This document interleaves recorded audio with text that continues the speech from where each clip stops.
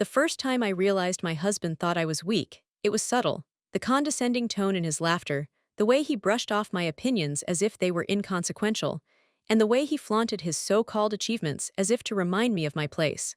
I remember sitting at the dinner table, the warm glow of the chandelier casting light on his smirk, thinking, how did I end up here? It wasn't that I was naive. I had always known he was ambitious, sometimes ruthless, but I had believed we were partners, equals. How could I have been so blind? The cracks started small, almost imperceptible. He would joke about my inability to handle finances, roll his eyes when I suggested ideas for our home, or laugh off the contributions I made to his career. You wouldn't understand, he said once, dismissing my analysis of a project he had been struggling with. I smiled politely, nodded, and held back the frustration swelling inside me. Then came the incident that changed everything. It was a Friday evening, and we had guests over for a small dinner. I had spent hours preparing, making sure every detail, from the seating arrangement to the desserts, was perfect. I wanted this night to reflect not just my taste but my effort, my thoughtfulness. But the moment he arrived with his friends, the night turned into a stage for his superiority. Why did you even bother making this? Pizza would have been fine, he said, loud enough for everyone to hear. His friends laughed. My cheeks burned, not just from embarrassment, but from the sheer audacity of his words. I swallowed my pride and said nothing, letting him take the spotlight. But inside, a fire had begun to burn. That night, I realized that my silence had been misinterpreted as weakness, my patience mistaken for incompetence. I couldn't confront him directly, not yet, not without proof. Over the next few weeks, I watched closely. I observed every interaction, every word, every lie he thought I didn't notice. And then, like pieces of a puzzle falling into place, the hidden truths started surfacing. He wasn't just belittling me for no reason. He had secrets, financial mismanagement, lies to his family, and manipulations that could ruin everything he had built. I began to gather evidence quietly, meticulously, like a strategist preparing for the ultimate move. Every document I uncovered, every hidden account, every email confirming his duplicity fueled a plan I didn't yet share with anyone. I felt a mix of fear and exhilaration. Fear because confronting him would ignite a storm. Exhilaration because I finally held the power, the hidden truths that would strip away the facade he had maintained for so long. The first breakthrough came when I discovered discrepancies in our bank statements. Funds that should have been allocated to savings and investments were being siphoned off into accounts I had never authorized. He had lied about debts, overstated expenses, and even misrepresented business dealings to friends and family. The betrayal cut deeper than I had expected, not just because of the financial deception, but because it exposed his true character. I remember the night I stayed up late, surrounded by stacks of printed statements, screenshots, and legal documents. The city lights outside my window blurred as I connected the dots. He had underestimated me completely. He assumed I wouldn't notice, wouldn't care, or wouldn't act. And that miscalculation was the key to everything. I wasn't looking for revenge in the petty sense. I was planning a full revelation, one that would expose his deceit in a way that could not be ignored. But I needed more than documents. I needed timing, strategy, and leverage. That's when I started reaching out quietly to his associates. Conversations cloaked as casual inquiries, emails framed as friendly check-ins, and phone calls disguised as social chatter. Piece by piece, I gathered corroboration for the hidden truths he had tried to bury. People he had manipulated, lied to, or undermined began to inadvertently provide me with the evidence I needed. And through it all, I maintained my facade of submission. I laughed at his jokes, nodded at his lectures, and smiled when he boasted. Outside, I appeared as the same quiet, weak woman he had always underestimated. Inside, I was a storm, gathering strength, patience, and precision. The real turning point came one evening when I stumbled upon a set of emails between him and his business partner. He had been siphoning company funds into personal investments, falsely claiming losses to cover his tracks. And the shocking part, his partner had grown suspicious and was planning to confront him, but I arrived first, armed with full documentation and a plan that would leave him no escape. That night, I slept with a sense of clarity I hadn't felt in years. I was no longer powerless, no longer at the mercy of his arrogance. The evidence I had gathered was a weapon, but also a shield. I realized that I wasn't just preparing to confront him, I was preparing to rewrite the rules of our relationship, and in doing so, reclaim my dignity, my autonomy, and my respect. The next morning, I walked into the kitchen as he sipped his coffee, oblivious to the storm brewing. "Good morning," he said, smiling in that condescending way that used to make my stomach churn. "Morning," I replied calmly. "We need to talk." He looked up, curiosity flickering in his eyes. "About what?" "About everything you've been hiding," I said, holding up a folder containing the first set of evidence. "It's time you understand that underestimating me was a mistake you're about to pay for, but not in the way you think. You're about to face the consequences of your actions." For the first time, I saw a flicker of unease cross his face. The confident, smug demeanor he wore like armor began to crack. I could almost hear the mental gears turning, trying to calculate what I had discovered, what I might do next. You don't understand," he stammered, though I knew he did. Every move he had made, every lie he had told, I now held in my hands. And I wasn't just going to expose him, I was going to reclaim my power in a way that was irreversible. I smiled, a quiet, confident smile that masked years of pain, humiliation, and observation. "Oh, I understand perfectly," I said. "And now, it's time you understood what it truly means to be underestimated." That moment, the one I had envisioned countless times, was finally at hand. I had the leverage, the patience, and the strategy. The woman he thought was weak was now the one in control. And when he finally realized the extent of his underestimation, there would be no turning back. The next steps, I knew, would not be easy. There would be confrontations, fallout, and perhaps heartbreak, but for the first time in years, I felt empowered, strong, and ready. This wasn't just about exposing him, it was about reclaiming my life, my identity, and my dignity. The girl he called weak at 18 had become a woman who could wield hidden truths like weapons, and use them not for destruction, but for liberation. And liberation, I realized, was far more powerful than revenge. The days following that morning were a careful dance of observation and strategy. I didn't act recklessly, I couldn't. I had spent years being underestimated, and one wrong move would undo all the work I had painstakingly gathered. Every interaction with him became a test, every conversation a chance to measure how much he suspected, how much he feared. He tried to return to normal, wearing that same confident smile, dropping casual remarks meant to reassert control. "Did you finish that report?" he asked one evening, his tone light but laced with authority. "I did," I said calmly, sliding a folder across the table. "I've also organized your emails and financial statements. There are a few inconsistencies you might want to address." His brow furrowed slightly, a micro-expression of worry flashing before he masked it with forced nonchalance. "Inconsistencies? What do you mean?" "I think you know exactly what I mean," I replied softly, letting the words hang in the air. "I'm giving you the opportunity to be honest before anyone else sees this." He laughed nervously, a hollow sound that barely covered the tension in his eyes. Look, you don't understand. It's not what it seems." I nodded politely. "Of course, but you should know I've already spoken with your business partner. They're aware of the discrepancies, and they're willing to cooperate with me if necessary. You might want to consider your options." That day, I realized the most potent weapon wasn't anger, it was foresight. By moving strategically, I could dismantle his illusions without ever appearing aggressive. I could reclaim control silently, efficiently, and irreversibly. The next step was gathering allies, quiet, discreet, and trustworthy. I reached out to a few colleagues he had previously manipulated, framing my questions as innocent inquiries. I asked about project details, timelines, and budgets, while listening for inconsistencies in their stories. Each piece of information was another thread I could pull, slowly unraveling the web he had spun. One evening, while reviewing documents, I discovered a series of letters he had sent to a high-profile client, letters that exaggerated losses and downplayed profits. It was fraud, subtle but undeniable. My pulse quickened. With this, I had leverage not just within our home, but professionally. The man who had belittled me, who had assumed I was incapable of understanding business, had left a trail of evidence that even he couldn't ignore. I began compiling everything into a comprehensive dossier, organized meticulously with dates, facts, and supporting documents. The folder grew heavier by the day, but it wasn't just paper, it was power.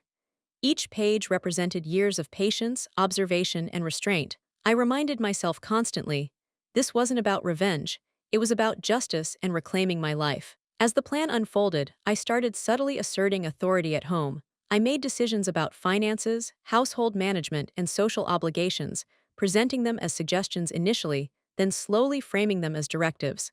Each time he attempted to dismiss me, I referenced facts, figures, or corroborated accounts. He began to hesitate, second-guess himself, and crucially, he started listening. His arrogance crumbled incrementally, like sand slipping through fingers. One evening he came to me, ostensibly seeking guidance on a minor investment decision. I smiled inwardly. This was the proof that the first stage of my plan was working.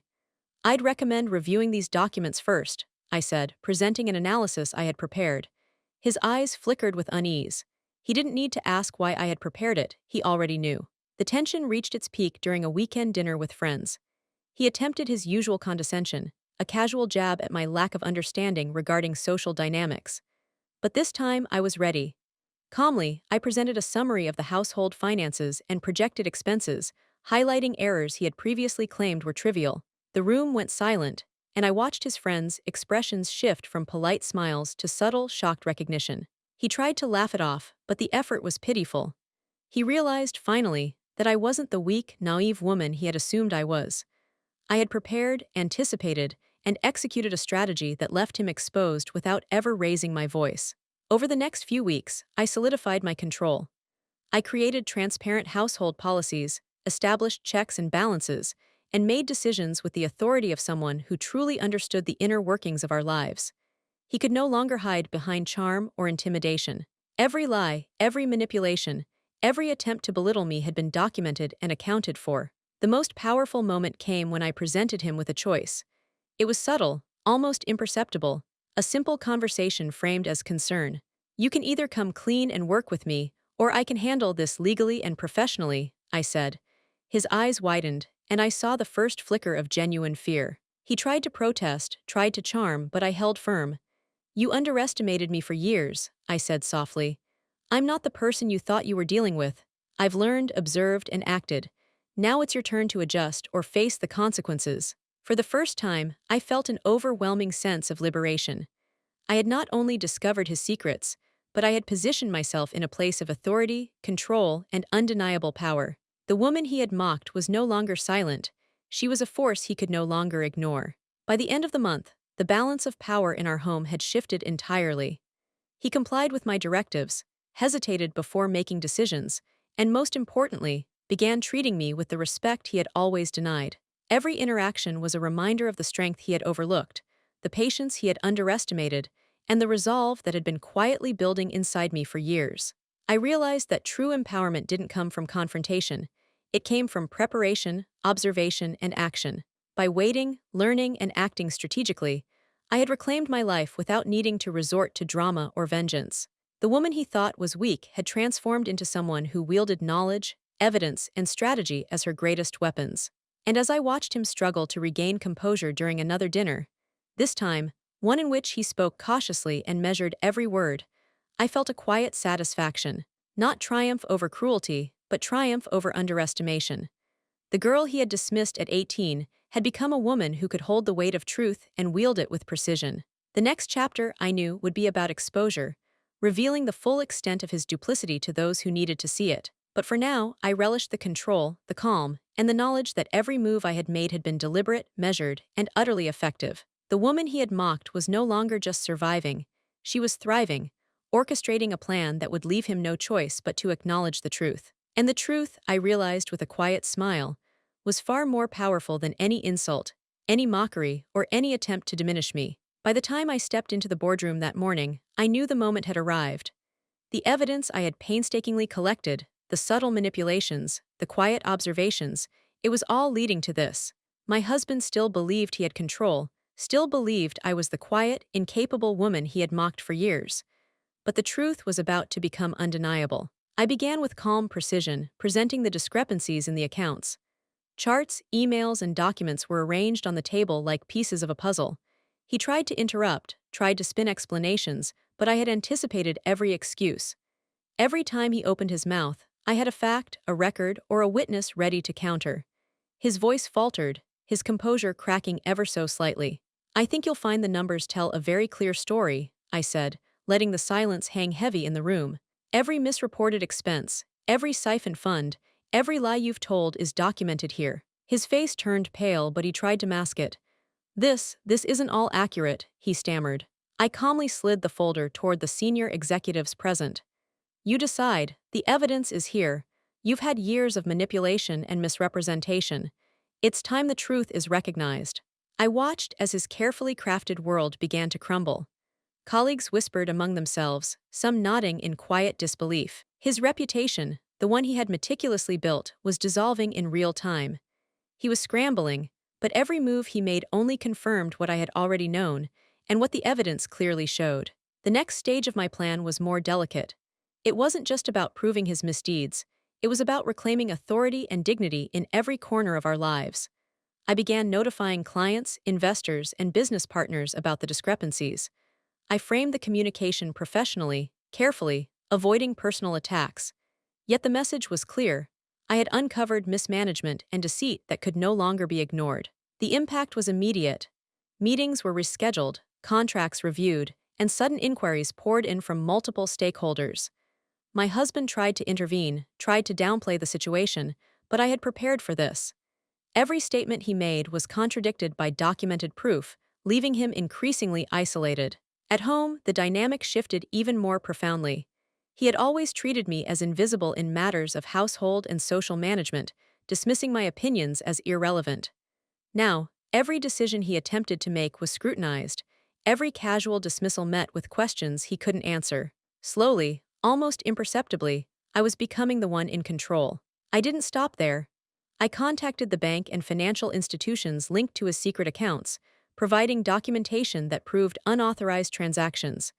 They froze accounts, issued audits, and initiated formal investigations. The man who had mocked my intelligence and patience was now caught in the web of his own deceit, unable to maneuver. The final, most satisfying element of the exposure came when I discreetly gathered mutual friends and family. I framed the conversation carefully, focusing on the facts, the actions, and the consequences without personal vindictiveness. As I revealed the scope of his mismanagement, manipulation, and dishonesty, I could see the shock in their eyes. The husband they had admired and trusted for years was now transparent, his arrogance stripped bare. It was during this confrontation that I realized the depth of his underestimation. He had assumed I lacked the intelligence, the patience, and the resolve to act. He had mocked me, dismissed me, and belittled me, not realizing that every slight, every insult, had been carefully stored as fuel for a plan that required precision rather than emotion. At one point, he tried to justify himself. "I was trying to protect us, our future, our investments," he pleaded, desperation creeping into his voice. I looked at him steadily. "You protected nothing but your ego. Every lie, every manipulation was about one thing, control. And now that control is gone. You underestimated me for years, and now the consequences are yours alone." The moment of triumph wasn't flashy. It was controlled, deliberate, and undeniable. I had exposed the truth, reclaimed authority, and demonstrated that the woman he had dismissed as weak was capable of far more than he ever imagined. By the end of the day, he had no allies, no defense, and no facade left to hide behind. Colleagues distanced themselves, clients reviewed contracts with scrutiny, and even friends and family began treating him with caution. The same man who had treated me as inferior was now dependent on my guidance, my strategy, and my authority. I wasn't satisfied with mere exposure. True victory meant reshaping the environment entirely. I took over responsibilities he had neglected or mismanaged, ensuring that every operation, every decision, and every relationship he had controlled now reflected competence, transparency, and ethical management. The house, the business, and our shared life were no longer arenas where he dominated. They were spaces where fairness, intelligence, and diligence prevailed. The transformation was evident not only in the professional sphere but in the personal. He approached me differently now, hesitating before making assumptions or condescending remarks. He listened where he once mocked. And while he had been weakened, I had not only strengthened myself, I had created an environment where respect was inevitable. The exposure wasn't just about humiliation, it was about education. He needed to understand that underestimating someone could have far-reaching consequences. And by handling everything with precision and strategy, I demonstrated that true strength comes from preparation, insight, and action, not bluster or intimidation. That evening, as I walked through our home, now organized under my direction, I reflected on how far I had come. The girl who had been dismissed at 18, the one whose opinions were ignored and whose dreams were belittled, had become a woman whose intellect, patience, and strategy commanded respect.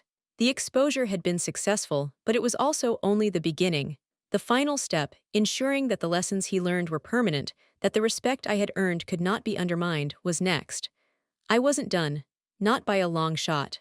And in that quiet moment, alone in the study where he had once flaunted his superiority, I realized that the woman he thought was weak had become a force that could never be underestimated again. I wasn't just taking control, I was building a foundation for the rest of my life, one where I dictated the terms, and he could only follow. The exposure had been dramatic, but it had been controlled. There was no need for anger, no need for confrontation beyond the evidence. Every move was deliberate, every reaction anticipated. By the time he fully realized the consequences of his actions, it was already too late. His arrogance had been dismantled, and the woman he thought was weak now held the reins completely. The lesson was clear. Underestimating someone based on appearances, gender, or perceived capability is a dangerous miscalculation. I had been underestimated for years, and through patience, observation, and precise action, I had turned that underestimation into power. The stage was set. The final chapter would be about reclaiming my life entirely, asserting authority not just over him, but over every aspect of our shared future. And when that moment came, it would be absolute, undeniable, and complete. The morning sun streamed through the living room windows, casting light on a space I now controlled completely. The house, once a place of tension and belittlement, now reflected order, clarity, and my authority. The air itself seemed lighter, charged with the quiet triumph of careful planning realized. Today would mark the final step in reclaiming not just my dignity, but my life. He entered the room cautiously, avoiding my gaze, a man whose arrogance had been stripped bare. The confidence he had once wielded like a weapon was gone, replaced by hesitation, uncertainty, and a flicker of fear. I thought we could talk," he said, his voice tentative. I looked at him calmly, unflinching. "We're talking," I said simply. "But this conversation isn't about negotiating your control anymore. It's about understanding the consequences of your actions and the limits of your authority." He swallowed hard. I don't know what to say, I interrupted, holding up the dossier I had meticulously compiled over months. "You don't need to say anything. The facts speak for themselves. Every manipulation, every lie, every attempt to belittle me is documented here. And the moment you underestimated me, you sealed your own fate." His hands trembled slightly as he reached for the dossier, but I moved it away. "No," I said firmly. "You've had your chance to justify, to manipulate, and to dominate. That time is over." For the first time in years, he realized that I wasn't acting out of anger, revenge, or spite. This wasn't about punishment. It was about clarity, accountability, and the reclaiming of power that had been denied to me for too long. I began systematically addressing every area where his control had dominated our lives. Financial decisions, household management, social obligations. Everything he had assumed as his domain was now under my direction. With patience, precision, and undeniable evidence, I reshaped the landscape of our lives. Every choice I made was deliberate, every directive calculated to reinforce the authority I had earned. "I've reviewed all your accounts," I said, pointing to a ledger on the table. "The discrepancies have been corrected, the partners notified, and the clients reassured. The house, the investments, everything is now transparent. From this point on, there will be no secrets, no hidden agendas, and no manipulation." He nodded, but I could see the tension in his jaw, the subtle quiver in his hands. He understood, finally, that the power dynamic had shifted irrevocably. The most profound moment came when I addressed the personal aspect, the belittlement, the mocking, the years of underestimation. I didn't need to raise my voice. The calmness in my tone conveyed more authority than any outburst could. "You called me weak, incapable, and insignificant," I said slowly, letting each word resonate. "You tried to silence me, dismiss me, and control me, but everything you believed about me was wrong. I have observed, learned, and acted with patience and precision. The woman you mocked is no longer silent, and she cannot be ignored." I watched as his shoulders slumped, the final vestiges of arrogance disappearing. For the first time, he fully grasped that the woman he had underestimated was now the one in command, not just in theory, but in reality. Next came the restructuring of our shared home. Responsibilities were clearly defined, boundaries established, and respect became the standard. I didn't need to threaten or manipulate. The presence of clear rules and evidence-based authority made my position undeniable. The man who had once treated me as less now deferred, hesitated, and respected the authority I wielded with quiet confidence. One evening, as he approached me with a tentative question about a social engagement, I realized just how far the transformation had gone. He asked respectfully, genuinely seeking guidance, rather than attempting to dominate. I answered calmly, and for the first time, our interaction was balanced. Not because he wanted it, but because he had no choice. The final act of reclamation involved ensuring that the lessons were permanent. I met with our legal advisors, financial planners, and household managers to solidify systems that couldn't be undermined. Transparency, accountability, and respect were no longer suggestions, they were the rules of engagement. Then came the moment I had anticipated for years, the conversation with family and friends who had witnessed his arrogance, his condescension, and his manipulations. I presented the facts, the corrections, and the steps I had taken to restore balance. They listened, nodded, and for the first time, saw me as a woman of authority, intelligence, and unshakable resolve. It was subtle but deeply satisfying. Not revenge, not cruelty, just acknowledgement. I had rebuilt everything he had taken for granted. I had turned humiliation into empowerment, mockery into a lesson, and dismissal into undeniable authority. Finally, I faced him one last time in the quiet of our home. The air was still, the tension palpable. "Do you understand now?" I asked softly, yet with a weight that filled the room. He nodded, silence heavy between us. I understand," he whispered. "That's all I needed," I said. "Not apologies, not excuses. Understanding is enough. From now on, respect, transparency, and accountability are non-negotiable. If you cannot comply, there are consequences." He didn't argue, he couldn't. He had been exposed, challenged, and bested, not through anger, but through strategy, patience, and intelligence. And in that moment, I realized the true power of what I had accomplished. The woman he thought was weak had transformed into someone unstoppable. The life I had rebuilt was now governed by fairness, clarity, and authority. I wasn't just reclaiming control over a household or a relationship, I was reclaiming my life. As the days turned into weeks, the changes became permanent. Our home ran efficiently, investments were secure, and every decision was deliberate and transparent. He moved with caution, learned to respect boundaries, and slowly, the dynamics of our relationship shifted. The girl who had been dismissed at 18 had become the woman who defined the terms. I learned something vital through it all. Strength isn't loud, power isn't in intimidation, and victory isn't in humiliation. True strength comes from observation, patience, strategy, and action. True authority is earned through knowledge, preparation, and integrity. And as I looked around at the home and life I had rebuilt, I smiled quietly. He had thought me weak, incapable, and foolish. But through every carefully orchestrated step, I had shown him the truth. Underestimate me once, and I may forgive. Underestimate me twice, and you will face the consequences. I hadn't just fought back. I had won, elegantly, decisively, and permanently. The woman he called trash at dinner had become the architect of her destiny, the author of her authority, and the undeniable master of the life she had reclaimed. And in that victory, I found more than revenge.